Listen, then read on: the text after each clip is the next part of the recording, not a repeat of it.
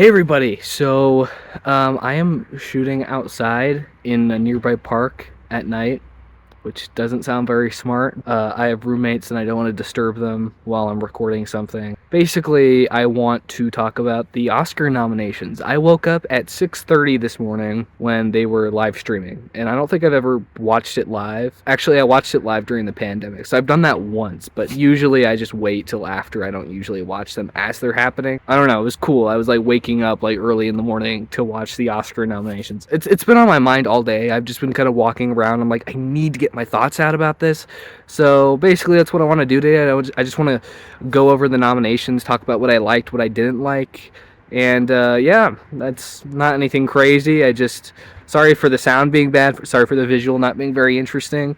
But yeah. I'm gonna just get into it. So, starting here at writing, original screenplay. Not too many surprises here. I'm very happy to see Anatomy of a Fall getting some love. It's been getting a lot of nominations. The only May-December nomination, which is crazy to me. That is easily one of the best films of the year, and I will get into that in a second. Past Lives, I'm happy to see that. Maestro is kind of a weird one. I don't know. It's based off someone's real life, so it feels kind of weird that it's like being put in the original category. But I don't know. I don't think the screenplay in that film is very remarkable. But moving into adapted screenplay, American Fiction. That's been getting a lot of love. I feel kind of happy about it. I don't think it deserves like a nomination for best score. American Fiction getting a lot of love is something that I'm actually kind of happy about. I'm glad to see like a good comedy, like a well-made, intelligent comedy getting this much love this year. The Zone of Interest, glad to see that getting some love. I have not seen it yet, but I'm actually going to go watch that and All of Us Strangers. I'm doing a double feature. I'm doing that on this Saturday. I'm gonna take a train down. It's gonna like take me like 2 hours to get out there, but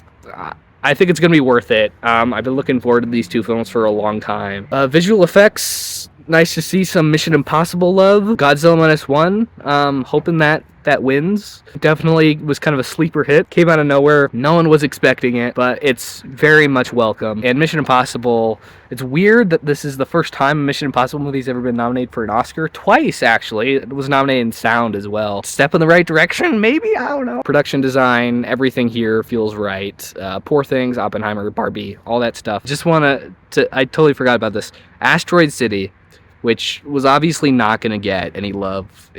I wish it did more, because that is some of the best production design I have ever seen. Specifically, like with Wes Anderson, it's him going above and beyond and doing something very intricate and very beautiful. It's all very colorful and feels lived in. There's just something really special about the set design and the everything. It's really gorgeous. Beau is Afraid, one of my favorite films of last year. It was not going to get any love. I'm not surprised by any of it, but still, I would have liked to see some appreciation for that film. But yeah, I don't know. Beau is Afraid is awesome.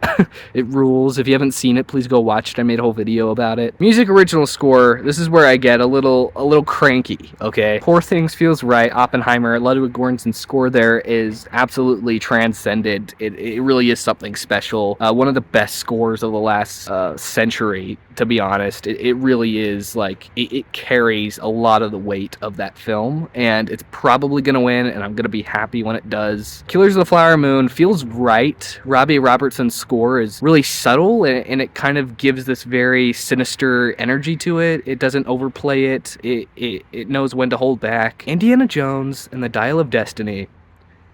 Why? Anytime John Williams does anything, it just gets nominated automatically. It's like an automatic default. I don't know.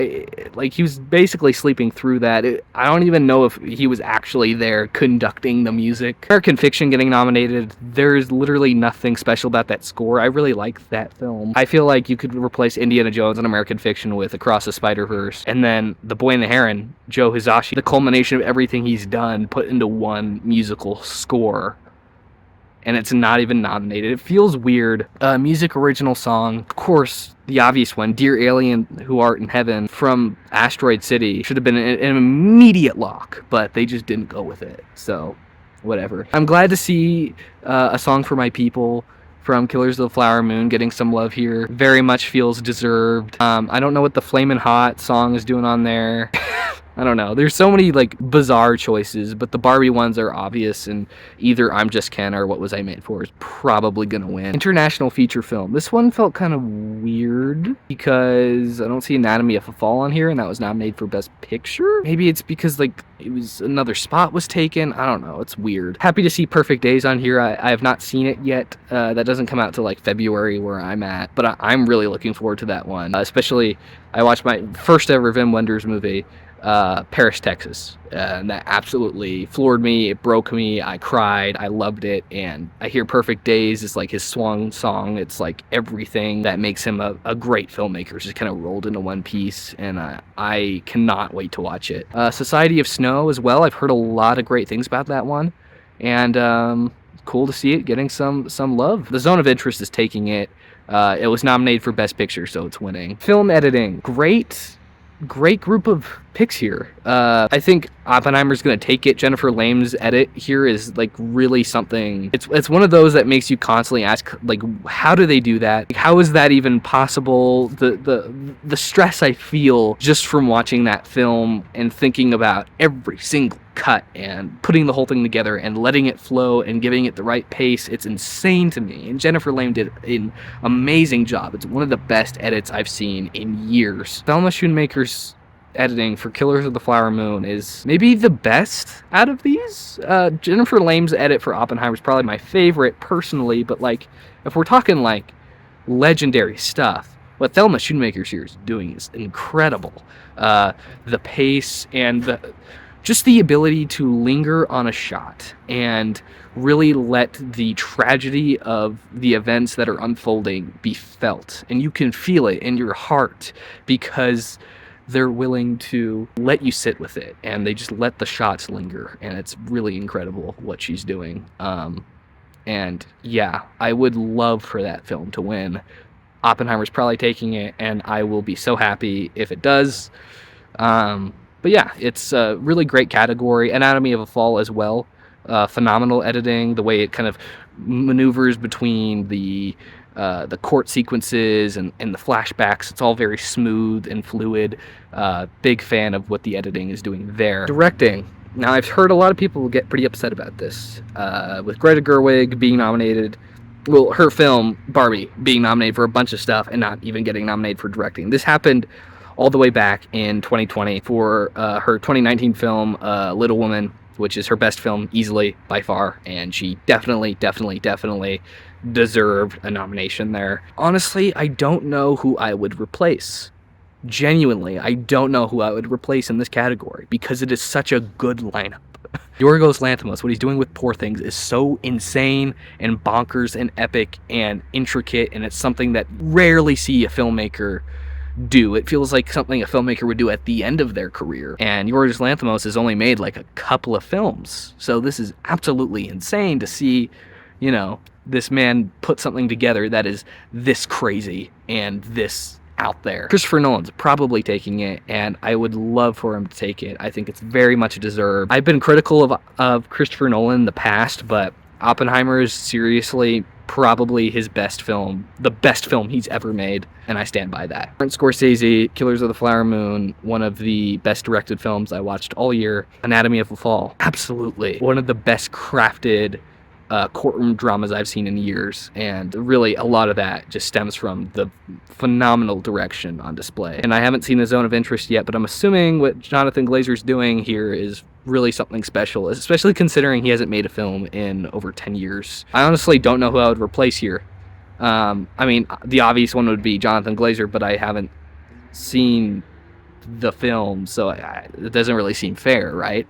And Greta Gerwig's direction, Barbie's great, but like, I just don't know who I would replace here. Genuinely, when you have so many great picks, sometimes you got to kick a few out, and it's unfortunate, but it's like that's what happens when you only have 5 slots. And this year has been incredible for film. Cinematography, El Conde. It's cool to see films with one nomination just kind of sneak into the big categories, you know? Pretty standard. Maestro, as much as I have issues with that film, the cinematography is like the best part of that film. It's absolutely incredible. It's like everything is like a painting. Like every frame in that movie is a painting, and you could hang that up on your wall. It's truly beautiful. And a lot of people like to kind of toss aside the kind of mediocre script, but you can't toss aside the cinematography here. It really is some of the best of the year. Animated feature film, everything here feels right. I want The Boy and the Heron to win, obviously. Across the Spider-Verse is probably going to win, and I'll be happy with that too, because I absolutely adore that film. Alright, actress in a supporting role. Divine Joy Randolph has taken this, and I want her to, because it is one of,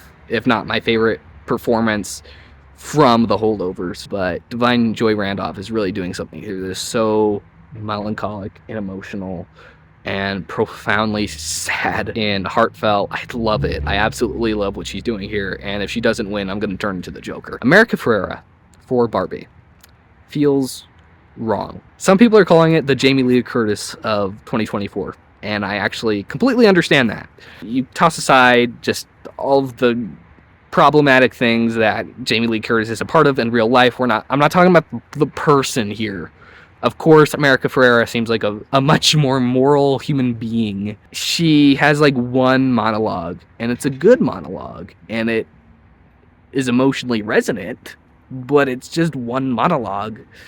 And I didn't even think the delivery there was Oscar-worthy strong, in my opinion. I thought she was great in the film for what she was doing and for how little she was working with. She's barely a character, but it feels wrong to have her in this category. I think there are a lot of other better choices you could put in here. Julianne Moore, May December. Don't know why that's not getting any attention. That felt like it was an easy pick. And of course, there's a personal pick for me, which is obviously was never going to happen. But it was Patti LuPone in Beau is Afraid. Everything she's doing in the third act is so it just punches you in the gut and makes you understand the main character in so many ways. It was never going to happen, but I don't know. Part of me wish it did.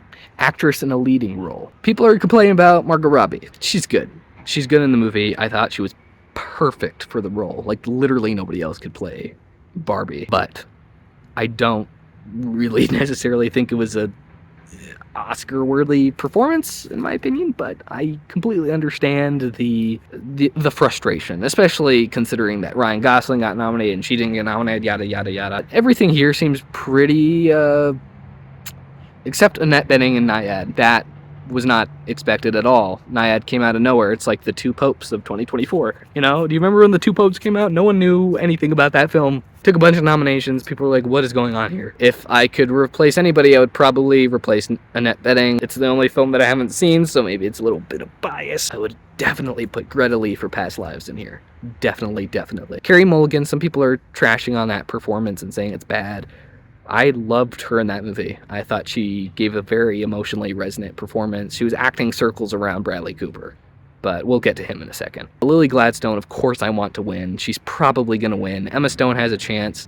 I like her in Poor Things a lot, but Lily Gladstone is simply doing something like insane here. A really, really deeply emotional and personal performance. And Emma Stone is good in Poor Things, but this is Lily Gladstone's year. Please let her have it. Please let her take it. If I had to go with someone other than Lily Gladstone, I probably wouldn't go with Emma Stone. I'd probably go with Sandra Hüller. Really, like, has so many layers of subtlety to it. There's just so much going on in her face and her expressions. I love it. I love that film a lot. And if Lily Gladstone doesn't win, I'd want it to be her, but it would probably be Emma Stone if that were the case. Actor in supporting role. This is where I get mad. Charles Melton is nowhere to be seen. And when I saw them being announced, I actively gasped because that was my win for the year. That was my performance of the year. Like, my palate was a little bit cleansed because I saw Sterling K. Brown show up.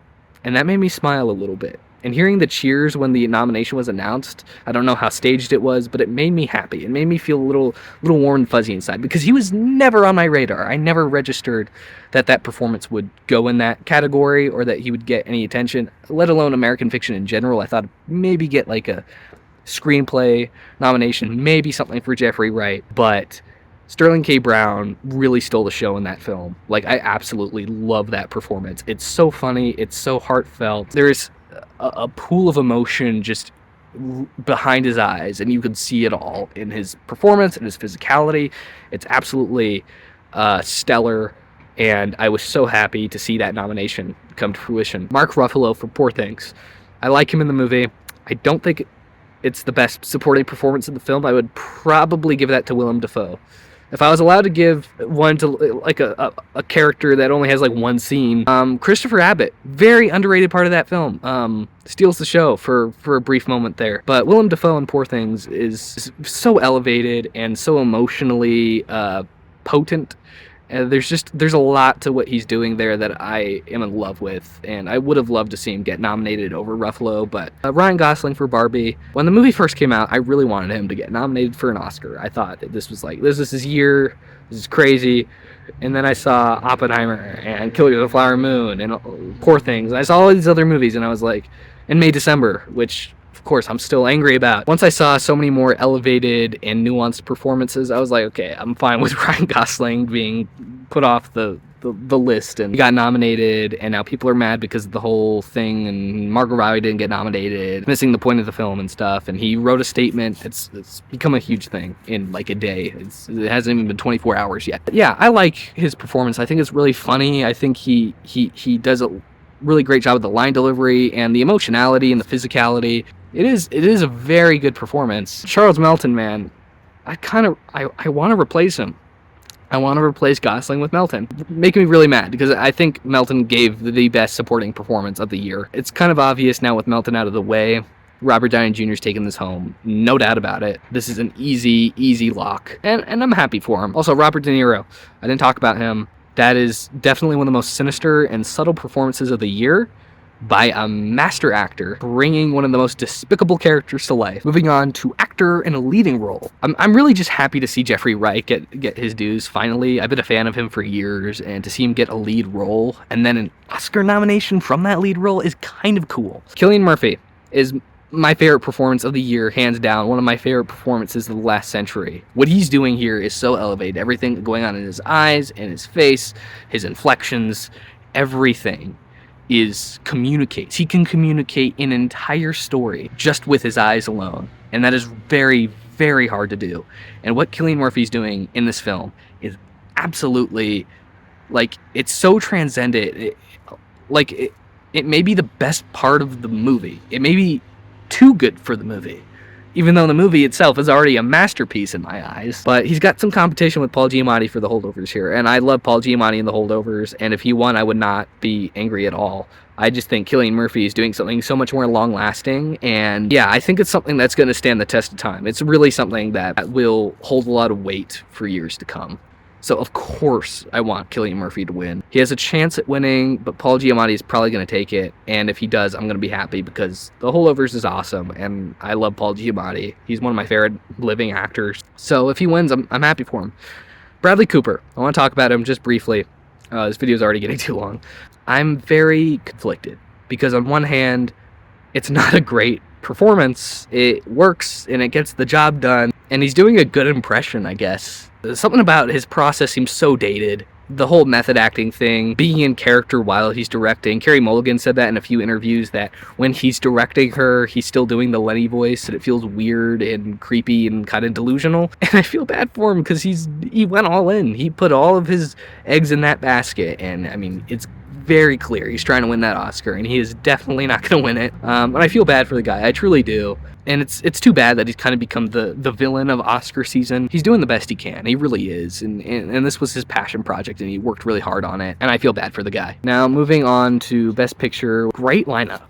Truly a great lineup. If I had to replace one, probably Maestro, and I would put May December there. If I could replace another one, I'd probably replace American Fiction. As much as I love that film, and I think it's so cool that we have two directorial debuts in the Best Picture lineup. That is insane to me, and it's so cool, and I feel so happy for those directors. American Fiction is a really great directorial debut. To replace it, I'd probably put it with something like Asteroid City, maybe The Iron Claw, Beau is Afraid. I know none of those things really had a chance anyway, but I would have loved to see them in those places, truly. But happy to see the love for Anatomy of a Fall. The Holdovers, my favorite film of the year. Killers of the Flower Moon and Oppenheimer, some of the most important and significant films in decades. Past Lives, one of the most emotional films of the year. You know, The Zone of Interest, a film that I hear is extremely elevated and significant and long lasting. I think it's really special that we have a lineup like this. We have Barbie, which is like a fun kind of popular film I think to draw in more like younger contemporary audiences. And then, of course, there's Maestro, which takes out like a sore thumb. And even though it's genuine and sincere and earnest, and I think that is a beautiful, beautiful thing, and like I said, I really like the film, I just want to see more subversive films take the forefront. And things like Poor Things and The Holdovers and Barbie. These are films that I feel like are doing something a little bit different, kind of turning things on its head. American Fiction, that is a very, very subversive film and taking a lot of risks. And apparently the first ever Best Picture nominee to have the phrase Oscar bait in the movie, like a line of dialogue in the movie, which I think is ironic. I am very sad about the lack of May December this year. I would have loved to see more of The Iron Claw. Beau Was Afraid obviously was not going to get anything, but I would have loved to see some love for that if by some possible chance it was going to happen. But yeah, I want Oppenheimer to take this, man. I do. I think it will. It has a very, very strong chance. I think it has like 11, 12, 13 nominations, something like that. It has a lot of nominations, so it's probably going to take it. If not that, Killers of the Flower Moon. Would love to see it take that place. The Zone of Interest. Would love to see that. Poor Things. I would love to see that. Past Lives. I would love to see that. The Holdovers. I would love to see that. Anatomy of a Fall. I would love to see that. Like, these are all great picks. Personally, Oppenheimer, man. Oppenheimer is getting up there, and I want it to win, and I think it will win. Truly one of the best years for film in a long time. Definitely since the pandemic, I think this is the best year we've had. Good quality filmmaking and subversive films, good mainstream films. There's just a lot of really good stuff, and it makes me very hopeful. Again, there are a lot of things I'm very disappointed by, the whole Charles Melton thing. Anyway, I just want to talk about that briefly. I have 2 videos that I'm working on currently. My favorite films of 2023, which I hope to get out before the Oscars happen. The other thing is my favorite first-time watches of 2023, which is a different type of thing. It was the thing that I did last year. I'm doing it again this year. It's like a little Oscars clip show sort of thing, celebrating everything that I watched for the first time and during the year. That could include films from 2023, films from the 80s, the 90s, the 60s, like pretty much just celebrating everything that I watched for the first time and just kind of celebrating film. So I'm working on those 2 videos. Like I said, I'm going to go watch all of Us Strangers in Zone of Interest this Saturday. And I'm really hoping to... I'm crossing my fingers because I think they both have a good chance at making my list. So that's why I haven't shot that video yet, my favorite films of 2023 video, because there's a very strong chance that I'm going to add those films to the list. Anyway. Thanks for watching. I hope to see you soon, and goodbye.